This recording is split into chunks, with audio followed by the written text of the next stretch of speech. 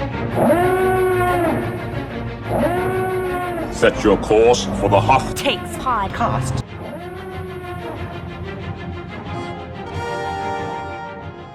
Welcome to Hoth Takes. I'm Eric Geller. I'm Grace Seegers. And I'm Haley Bird Wilt. And for this show, we thought we would take a step back because the Star Wars release calendar is pretty sparse right now. There's not a lot coming up in the near future. We did just get the trailer for the Mandalorian and Grogu movie, which is coming out early next year. So that's certainly a movie. If you watch the trailer, you will see Grogu and you'll see Mandalorian, but you won't see much else in that trailer. So who knows what that's going to be about? But that's really the only big thing in the near future. So we thought we would talk a little bit about what we want to see from Star Wars coming up in the coming years. It's time for something that I'm calling, presumably against the strong objections of Grace and Haley, Hoth Tank. Ooh, no, I like that. Okay, it's our version of Shark Tank, and we're going to pitch each other new Star Wars stories from underexplored corners of galactic history, or in some cases, perhaps alternate histories from the Star Wars stories that we already know. So each of us has a pitch, and we're going to bat them around, and we'd love to hear what you listeners think of our ideas. I'll take moderator's privilege and start us off with my pitch. So here's what I'm thinking. After the fall of the Empire, the New Republic releases Dedra Meero from prison in exchange for her help hunting down Imperial insurgents. Now, one of the things that appeals to me about this pitch is it is going to be an uneasy alliance for both sides. Dedra is obviously, she was an Imperial loyalist to her core. We'll see what she thinks coming out of prison, but she's all about order in the galaxy. So does she think that the New Republic can create order? Or are they just going to be the rebels wearing different uniforms? Obviously, for the New Republic, they're all about justice. How do the leaders of the New Republic feel about letting this cold-blooded murderer out of prison just because she could potentially help them with one of their goals? Is that justice? What do the families of victims of the Empire think about that? I think this pitch is, first of all, a rollicking good time with Dedra Meero, but it's also raising those bigger picture questions of, is the galaxy better off with Dedra rotting in prison forever, or could she do more good for the Star Wars galaxy by helping the government hunt down the Imperials who are trying to create disorder, who are trying to bring back the Empire? We know from the stories we've already seen in canon that that's a big problem, especially in some of the recent comics. We've seen these Imperial warlords try to basically plunge the galaxy into chaos for the dream of another empire. And of course, because it's a pitch from me, there's going to be some political intrigue. You can imagine that this arrangement with Dedra would cause some tumult and discord in the upper ranks of the New Republic government.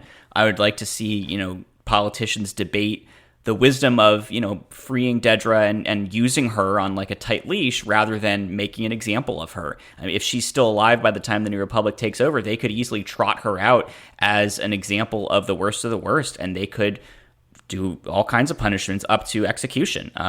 She might even be considered an especially notorious example of an Imperial zealot once the New Republic finds out about her history with Cassian. I have to imagine that eventually Cassian's story is learned and told and understood, and she is sort of one of the arch villains of that story. And I would like to think that if the decision is made to free her, we might see an influential political figure, perhaps maybe even Leia, protecting her from the sort of the vengeance that other officers and politicians want to visit upon her, and taking the long view and saying, maybe, she's a terrible person, but she's an asset and we need to use her, and bring in that kind of realpolitik aspect of like Leia trying to keep the galaxy together and realizing that the best thing is to make sure this person can do her thing, and protecting her from political harm, physical harm. I think that would be very, very cool. Listeners may know I'm a big fan of the TV show White Collar, and I sort of see this as a slightly Star Wars-y version of White Collar, which has all kinds of potential in my view. And I will say Tony Gilroy was pitched a version of this premise in a recent interview that he did, and he said that he liked it. And Denise Goff, who plays Dedra Meero, did say that she would love to do a spinoff if Tony Gilroy were to write it. So I don't see Tony Gilroy coming back anytime soon, but if he did, it would be for this pitch. So with that, I turn it over to the two of you. Give me your critiques. Let me know if you're willing to invest in my pitch. I'd love to hear your thoughts. So I have one major question here, and that is about tone. Because when I hear, it's going to be like white collar, it's a very fun show, but emphasis on fun. For those who don't know, and God, it's been like 10 years since I saw it, so I may get this plot slightly wrong. But it's an FBI agent hires a art thief, and they solve white collar crimes together. They have like a kind of buddy cop tension, but they really grow to sort of appreciate each other and become really good friends. And they have a really nice chemistry as well. But I think of white collar as being like kind of it's procedural, but it's still pretty light. And from everything else, it sounds like your idea isn't necessarily very light. So my question here first would be, what is the tone that you would go for? And then second of all, do you have an idea for the foil for Dedra? Like, would there be a character that she's paired with? What would they be like? That sort of thing. Yes. So thank you, Sharks, or Hoth Sharks. So I think when I envision like white collar meets Star Wars, I'm really just extending that to like the idea of a criminal being released to use their special skills for the side of good. I would definitely take a more mature, politically tinged and darker tone than white collar, which was in many ways a comedy, even though there was seriousness to it. So this would be a darker show for sure. It would not be a straight white collar clone in that sense. In terms of a foil, yeah, I mean, I would want it to be. I don't think you should pair her with an existing famous character, because I think she already fits the bill of like a person and you're coming to the show for that person. I would want to create a really fun and engaging and likable new character, someone from New Republic intelligence who is very cynical about Dedra, is probably familiar with her, maybe has a connection to one of Dedra's victims or something like that, where there's a really uneasy pairing, that the person goes in thinking that they're going to hate this person, that they're going to want they're going to want to turn their back and see Dedra get killed on a mission, and that would be fine with them. But over time, you don't turn Dedra into a hero. You don't make her a good person, but you do have this other person realize that she has something to offer. You see this other person start to realize that what they're doing on their missions is making the galaxy a better place, and they have to wrestle with that because they're not friends with Dedra, but they're teamed up with her on a really important mission. And I think part of the show would be I wouldn't want to really show it through Dedra's eyes too much. I'd want this other person to be the focal point as you see them grappling with the trade-offs of this mission. Has Dedra changed at all after her time in prison?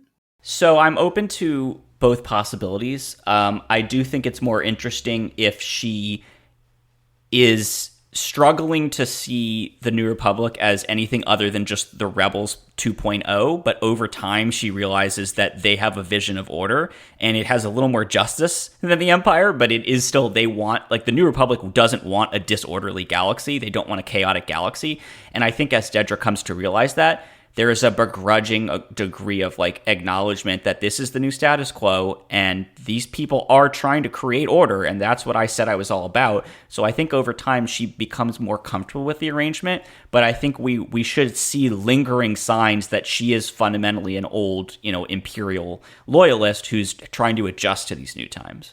I feel like there's an indication even in Andor that she does have emotions and experiences, perhaps not regret, but she knows what she's done, and she has shoved that into a teeny tiny little box and buried that deep inside of her. Very compartmentalized character.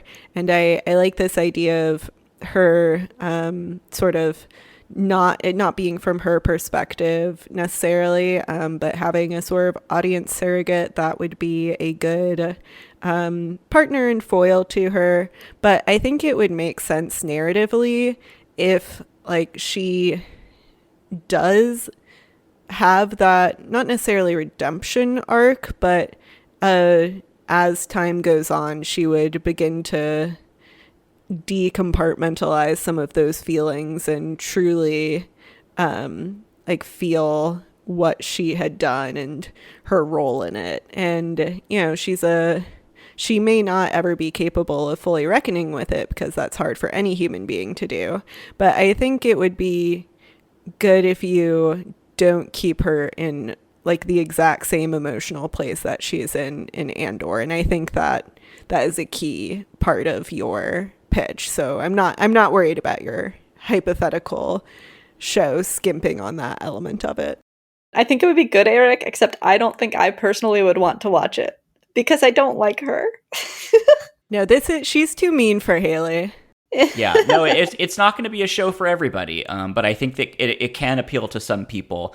And the last thing I'll say is, Grace, to your point about she needs to have changed to some degree. Yeah, I mean, depending on when the New Republic frees her, she's been in prison, in a pretty bleak prison, for 5 to 10 years, right? That's a long time for a person to have to just sit with their thoughts about whether they were doing the right thing and whether another way is possible. So I think it's very believable that she could come out thinking slightly differently. She's not going to be a completely different person, but she has nuance in her journey. I think there's the potential for that nuance. I would watch this show. Well, thank you. At least if I can get one co-host to watch it, then I'm in a good place. And I understand, Haley, your reluctance to watch it, but hopefully you'll at least promote it to your friends. I mean, I was skeptical when I saw this pitch, and in our little notes doc. So you did sway me to it, because I don't dislike Dedra, but she wasn't necessarily a character that I felt like I wanted to follow her. I thought that Denise Goff did such a good job with her character. And I do think she kind of got shorted at the end. But this wouldn't have ever been my idea of, oh, this is definitely what a sort of sequel to Andor should be like. So you did convince me on that one. Well, let's see if you can convince us, Grace, because it's your turn in the hot seat. Thank you. Sharks. As you know, I have many complaints with the sequels, the Star Wars sequels, and I have often thought to myself, the Star Wars sequels would be so good if only they were good. And there's a lot, I think, to love in the sequels that I would like to keep, but make minor adjustments to. And I think that I would keep this as a movie trilogy. I don't really have a set, idea of what each movie would look like, but I do have an idea of sort of narrative arc for the first movie. So the alternate version of The Force Awakens. I think that hunting down the Empire, the remnants of the Empire, is actually really compelling. And one of my issues with the sequel trilogy was, I was like, okay, 20 years after the Empire falls and everybody has already forgotten and they set up a new empire, that's ridiculous. And, it's maybe not that ridiculous, but I do think that maybe the sort of solidity of the new order that we see in the sequel trilogy is not as realistic as it could be. So what I'm envisioning is that, first of all, we are not going to have any Palpatine returning in any way, somehow or otherwise. But I was thinking that this trilogy could kind of focus on a sort of another civil war within the galaxy. I think it would be interesting to have two governments both asserting their validity and both saying that we're the real leaders of the galaxy. So the New Republic as it's been set up, and I just called it the Imperial Resurgence, maybe made up of former Imperial leaders. And the idea is that the New Republic would not necessarily be able to use the same kinds of tactics that the Imperial Resurgence would, and sort of the tension of having yet another sort of civil war akin to the Old Republic and the Separatists. So I really like Rey, Finn, and Poe, so I want to keep them. I think that we can still have Finn be a stormtrooper, where when the Resurgence takes a planet, they force kids to be trained as stormtroopers, so that explains how Finn gets to be where he is. Poe is still a fighter pilot, but for the New Republic. And then I would have Rey basically also just be in the same plot in the beginning, without really a dog in the fight, maybe on a neutral planet. Only she actually really is just an ordinary girl from nowhere, and she has her memories, and her parents are just total nobodies who died in a shuttle crash or whatever. Like, she's just a normal, non-Palpatine or Skywalker related girl. And then my idea of a central conflict would be if the Resurgence is using stormtroopers, then what is the Senate doing? If they're trying to be better, if they're trying to say that they are different from the Empire, then what are they using as soldiers? So they could be using repurposed old droids, for example, or I think that as Luke rebuilds the Jedi Order, Jedi are once again being forced to become warriors and soldiers and leaders in this fight. And Luke is struggling with the same kinds of things that his dad, Anakin, Obi-Wan, and Ahsoka dealt with in the Clone Wars, where rather than getting to rebuild the Jedi Order as an order of peace, now he's having to fight this war all over again.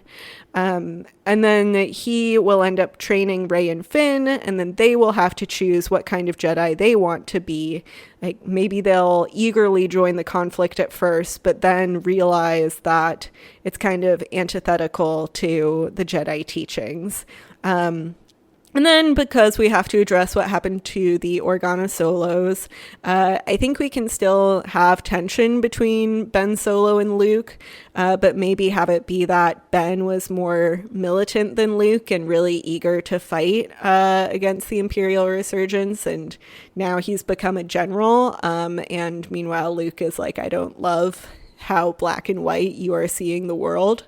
And then his mom, Leia, who is also torn between being a major political leader and trying to pursue diplomacy and trying to hold on to control of all these planets and the legitimacy of her government, while also having to fight yet another war that she doesn't want. And then, I guess Han Solo would be there too, being a trophy husband smuggling. And then finally, all I wanted to say was that Thrawn will be there and will be a major leader of the Imperial Resurgence. And he's going to be there because I want him to be there because he's a fun character.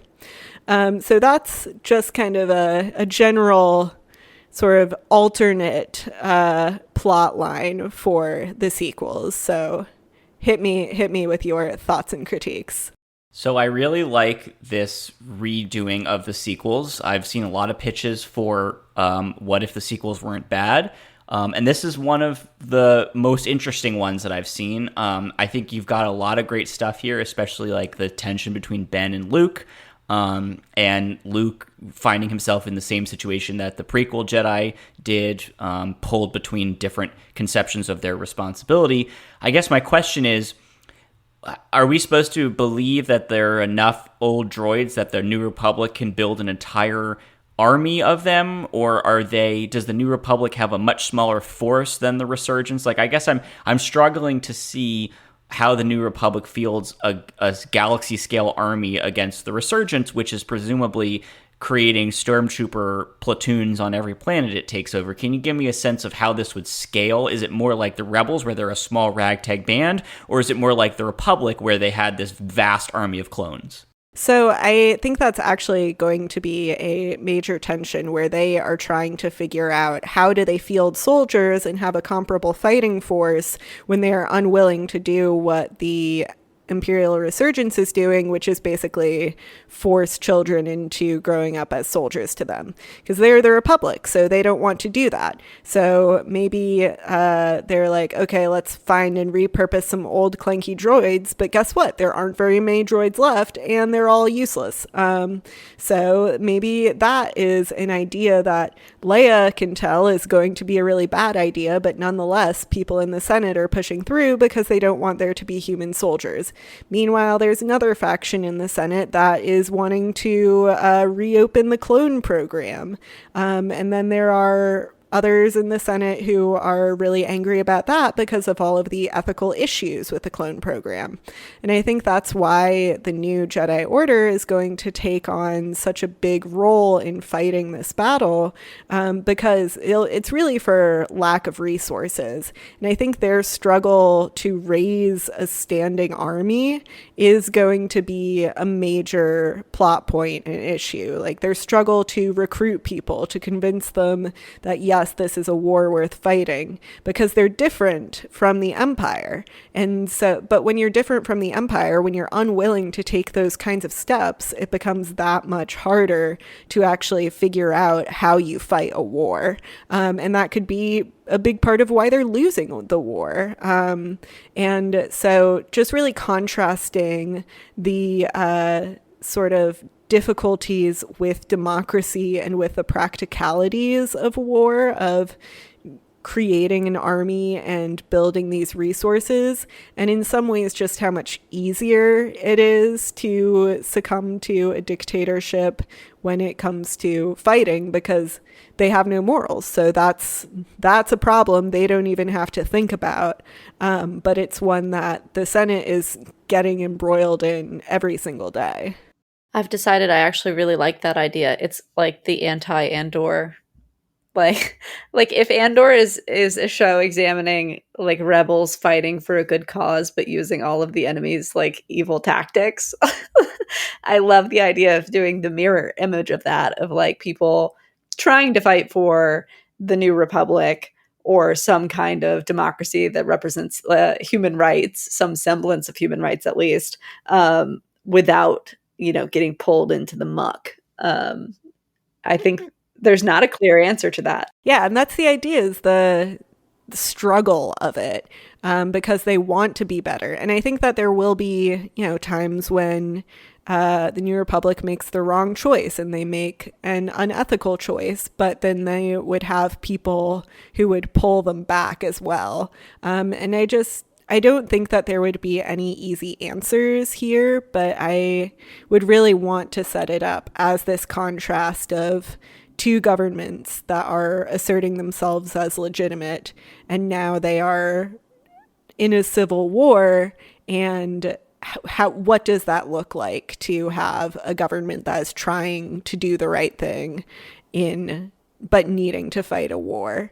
And I just think that there's a lot of interesting room there for plot developments and also for character growth. Like if we have Poe and Ben be more like militant and more like we need to fight and do whatever it takes, and then Rey and Finn, because they're learning the Jedi way, are being more like, no, this is not what Jedi are intended to do, and it sucks that we have to do this again. So that's 40 years after the Clone Wars. So that's the general idea, is to have it really be a lot about this moral tension while also adding a really political dimension to it as well. So I love what you're sketching out with the quartet. And I love, like, in this alternate version, having access to Ben as a hero, joining the trio that we already know. I think that has a lot of promise, and the way that you've sketched out the division between the two and the other two, that's great. I do have a few follow-up questions. One is, these are two factions that are vying to assert their legitimacy. Is the Resurgence trying to pretend that it's not a uber oppressive fascist like authoritarian dictatorship? Is it masking that and pretending to be sort of like the separatists? Like, we're a democratic force for good, and like we're just trying to cut down the horrible, sclerotic, corrupt republic. Like, or is it open about what it is? Like, how much is it trying to win the battle of ideas? I think this is kind of a cop-out answer, but maybe a mix of both. Like, I don't think that they would be trying to be like, we are actually benevolent and care about human rights, because they don't.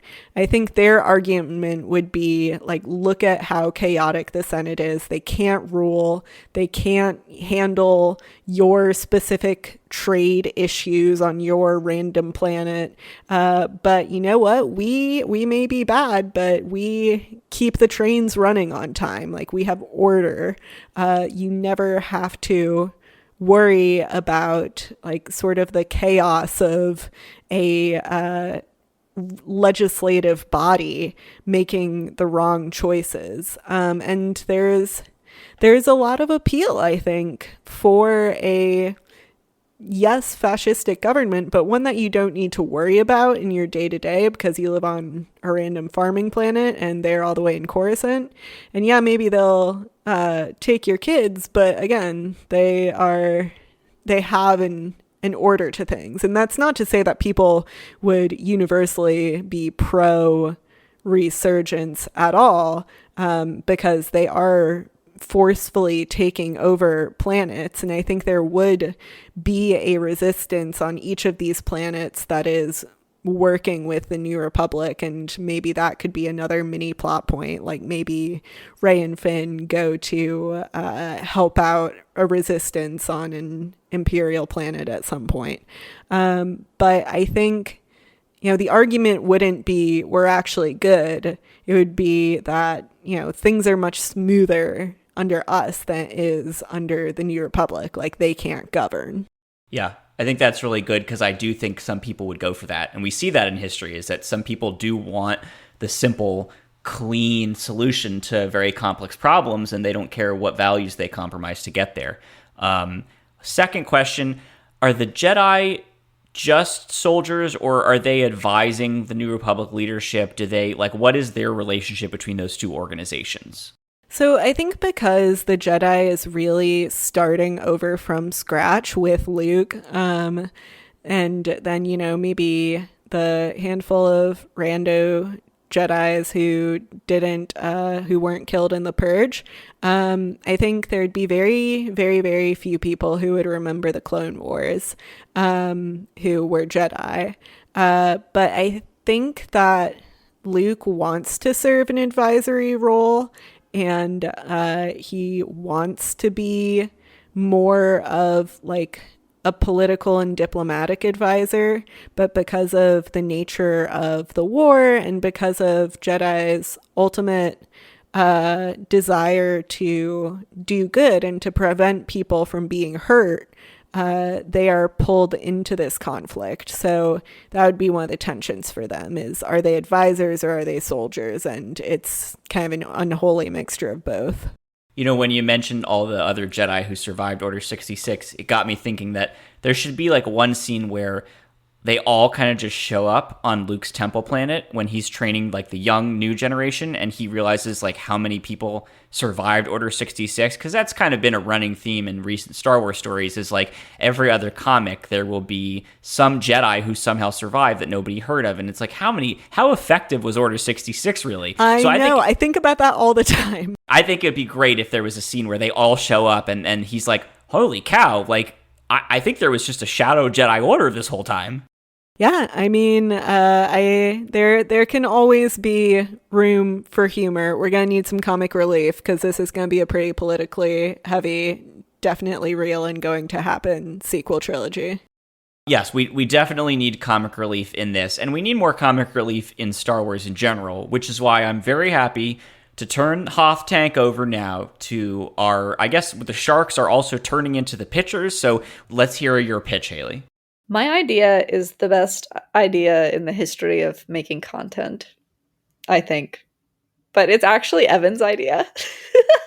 I slightly outsourced this to him because I was having a hard time coming up with my story, and then I like added a twist at the end. So it is diners, drive-ins, and dives, but it's Star Wars. It is set in the late prequel era, like the decline of the Galactic Republic. Yes, we will be visiting Dexter in one of the episodes. I envision this either as a like one series like special. It's only one season, or like a feature film, kind of like Chef with is it John Favreau? It is, yeah. I'm forgetting the chef's name. Kind of like Chef, where it's following a chef, a guy who really loves food, in like on a journey. It could be a film like that, or like a season of television. This is not a reality show about Star Wars. It is a Star Wars story within the broader story arc of Star Wars.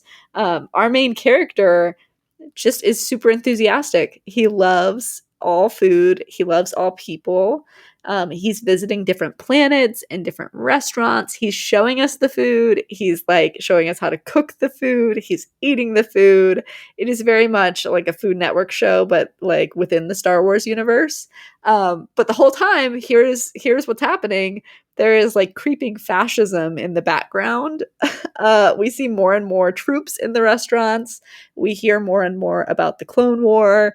We see Palpatine's face on flags in the restaurants, like declaring their loyalty to the Republic. The show, it like if he ever visits planets that are like independent systems or like not loyal enough to the Republic, it starts to get censored on Coruscant, that kind of thing. Our main character he acts unfazed by this when he's on the screen. He's very gregarious. He stays himself, but deep down, he's not just in this for the love of the food. He loves sharing information with the people. And I think he slightly gets pushed to action by the creeping fascism around him. And the way he manifests that action is to use his show to broadcast signals to the resistance. I'm thinking after Order 66 is when he does this. He's like secretly engaged in information warfare. He's still expressing his love for food. We're still seeing the food. Eventually this gets to be untenable. Either the Empire like is on his heels and realizes what is happening, or it's just like it is too countercultural to have someone visiting different planets and like celebrating cultural differences, so the show gets canceled. He has to go underground. He's on the run, but he keeps broadcasting. He never gives up. He even falls in love and has a son, and that man is Ezra Bridger's father. This is such a good idea. Like truly could not be a better idea. First of all, I love Triple D, as we fans like to call it. The real heads. Hosted by Guy Fieri, as he says it, not Fieri. But I think it's a really fun idea of having it sort of be, you think that you're watching one thing and it being like a kind of fun, lighthearted, in-world show, but then also having this sort of undertones of the political developments happening.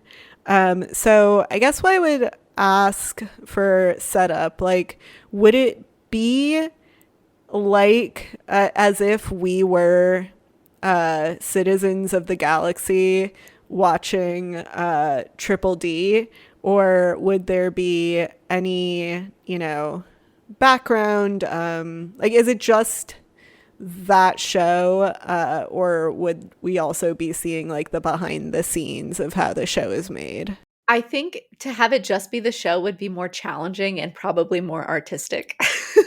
But to tell the whole story, I think you would need to like show some of what is happening with our main character.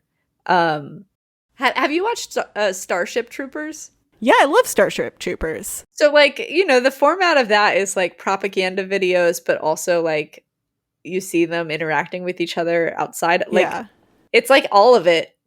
So I don't know if there's a way to.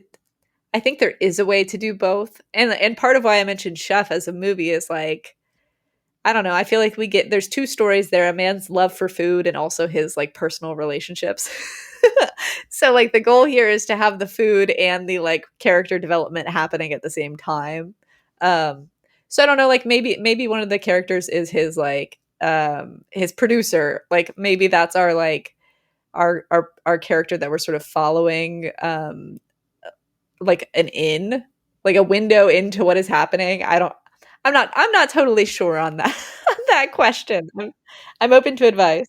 First of all, I love this idea. And I love that it's not just 3D, it's 4D because we got Dexter.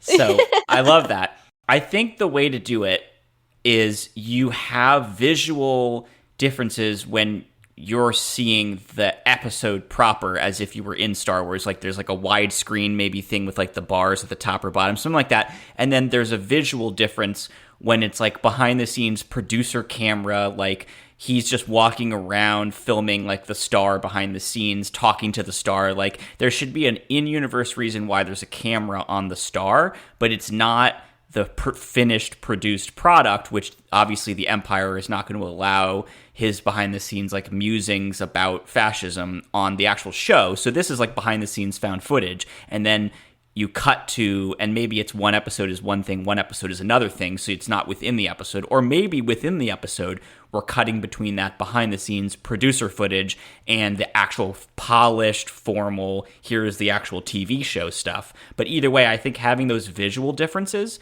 so that it's clear to the audience, oh, I'm watching an episode of his food show versus I'm watching his producers like behind the scenes footage. That way you can have a camera on him and you're not breaking the fourth wall at all. But you get to see him in those private moments of doubt and sort of wrestling with the guilt of what he's doing. I think you're right. I think that's a good solution to the production question. Yeah, I think that kind of Starship Troopers idea of, maybe it's a 30-minute show and then 20 minutes of that are like the sort of overproduced triple D with the graphics and the like one-liners and the now we are going to be learning how to make this from this restaurant, this planet. And then maybe the other 10-15 minutes are the sort of behind the scenes of the episode.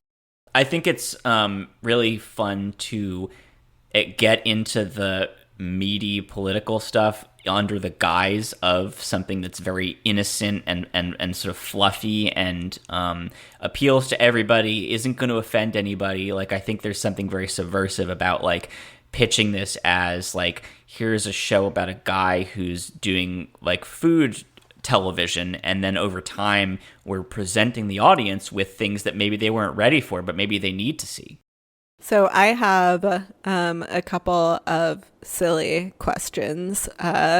So first of all, we know that Guy Fieri has several catchphrases, and one of the big catchphrases is just Flavor Town, like going to Flavor Town.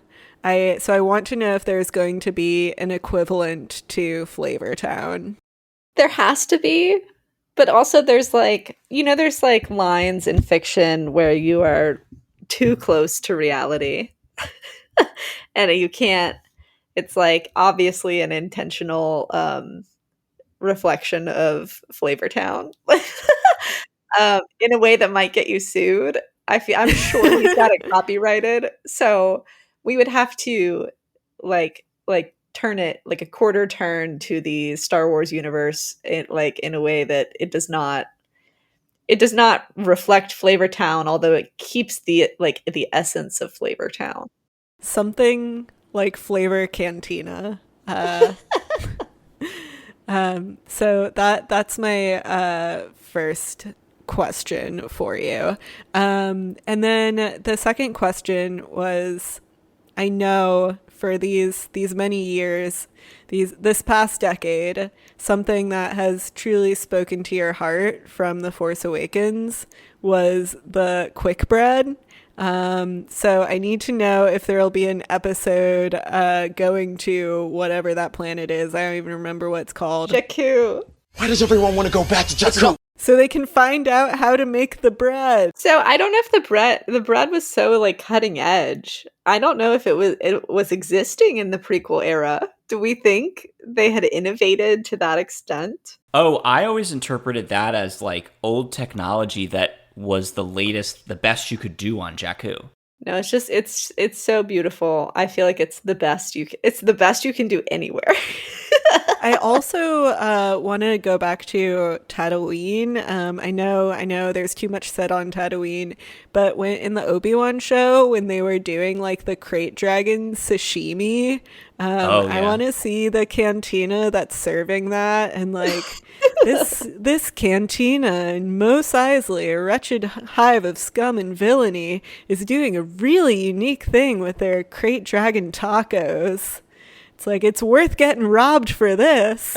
Just remember to leave your droids outside. I feel like there is a lot of material that already exists that they can draw from to highlight the wonders of Star Wars cuisine. Boundless narrative opportunities here. So you have, obviously, the Rebels tie-in, which it wouldn't be a Haley pitch if there wasn't a Rebels tie-in or a food tie-in. But do we keep that as a surprise? Do we somehow conceal his identity, or does he change his name at the end in order to, when he goes into hiding? Maybe his name in the show is Ephraim. But his last name, though, does he invent Bridger towards the end of the show for the tie-in to Rebels? Maybe he's got like a screen name for his safety so his fans don't show up on his door. Oh, interesting. What is Guy's first name? Is that really his name? Guy Fieri? You know what? I've never looked it up. I'm about to Google it. He is who he is. Is Guy Fieri? So I was thinking about, he also has his nephew in more recent seasons, like, go on these trips with him. And I feel like your sort of audience surrogate producer character could fill that role of, like, not necessarily a nephew, but just this mentee type figure who is, doing a behind the scenes documentary and also, under Ephraim's wing. Yes. Like, someone has to carry the torch after he's been thrown in jail. And it's the young producer or sidekick.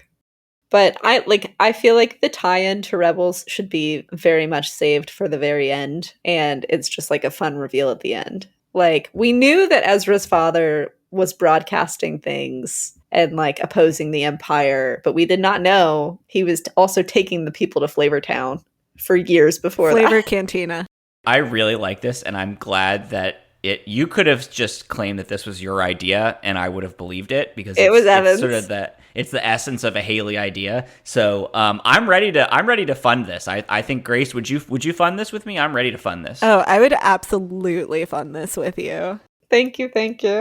And I think even though Evan gets the credit for it, like, it's a you idea. Like, I don't think he would have thought about it without. Well, he didn't come up with the Rebels tie-in. Like, that was my fun, like, bow on top. Because I was like, who is the character who could be the Flavortown guy? And it's Ephraim. That's such a good idea. I love it. All right, that's going to do it for the first edition of Hoth Tank. Thank you so much for listening. If you want to share your thoughts about this episode or suggest topics for future shows, you can email us at hothtakes@gmail.com, or you can reach out to us on X and Blue Sky. We've got links to our social media profiles in the show notes. Haley made our wonderful logo and banner art, and I edited the show and put together our music. And as always, for legal purposes, we want to tell you that all Star Wars music and sound effects is the intellectual property of Lucasfilm. You can find a complete archive of past episodes on our website, hothtakes.wordpress.com. And if you like the show, share it with a friend. You can find Hoth Takes on all the major podcasting platforms, including Apple Podcasts, Amazon Music, and Spotify. We'll see you next time. May the Force be with you.